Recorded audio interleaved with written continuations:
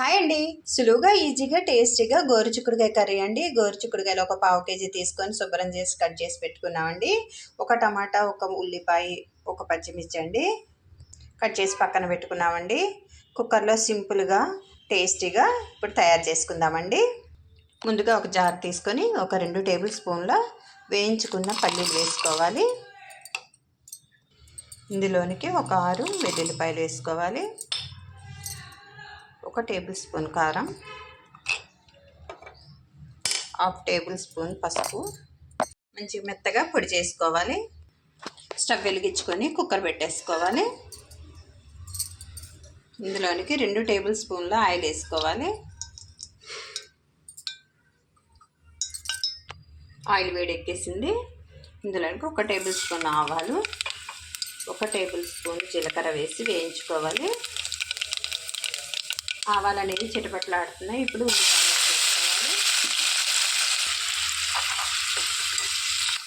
ఇందులోనికి పచ్చిమిర్చి కూడా వేసుకొని వేయించుకోవాలి.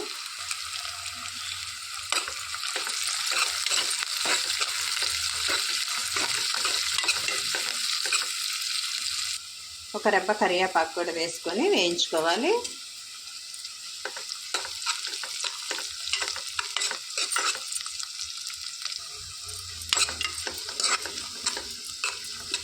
కలర్ వచ్చే వరకు వేయించుకోవాలి. ఇందులోనికి సన్నగా తరిగి పెట్టుకున్న ఒక టమాటాని వేసుకొని వేయించుకోవాలి.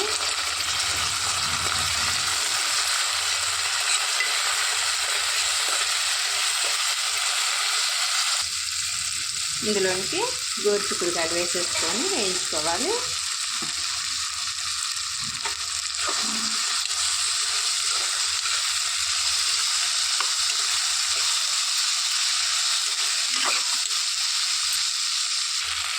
ఇందులోనికి రుచికి సరిపడా ఉప్పు వేసేసుకొని మొత్తం కలిపేసుకోవాలి.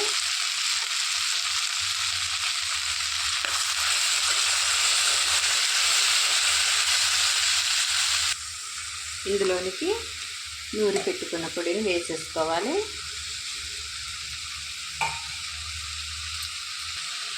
మొత్తం కలిపేసుకోవాలండి.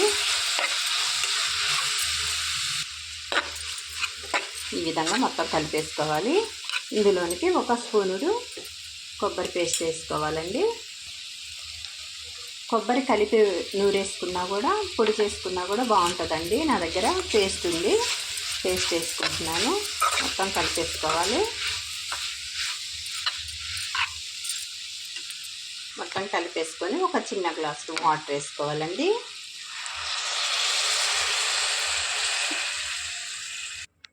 ఇందులోనికి ఒక చిటికెడు జీలకర్ర పౌడరు, ఒక 1/2 టేబుల్ స్పూను ధనియా పౌడర్ వేసేసుకొని ఒకసారి కలిపేసుకొని కుక్కర్ మూత పెట్టేసుకోవటమేనండి.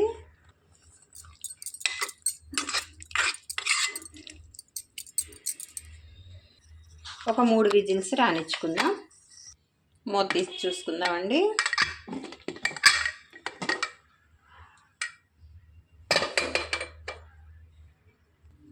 ఇందులోనికి సన్నగా తరిగి పెట్టుకున్న కొత్తిమీర వేసేసుకొని మొత్తం కలిపేసుకోవాలి. చక్కగా రెడీ అయిపోయిందండి. ఎంతో టేస్టీ అయిన గోరుచిక్కుడుకాయ కర్రీ. ఈ కర్రీ అన్నంలోనికి, చపాతీలోనికి చాలా టేస్ట్ ఉండిద్దండి. జొన్న రొట్టి, రాగి ముద్ద దేనికైనా కూడా చాలా టేస్ట్ ఉండిద్దండి. సులువుగా ఈజీగా టేస్టీగా గోరుచిక్కుడుకాయ కర్రీ అండి. మీరు ట్రై చేసి ఎలా వచ్చిందో కామెంట్ చేయండి. సబ్స్క్రైబ్ చేయండి. ప్లీజ్ లైక్ చేయండి. బాయ్ అండి.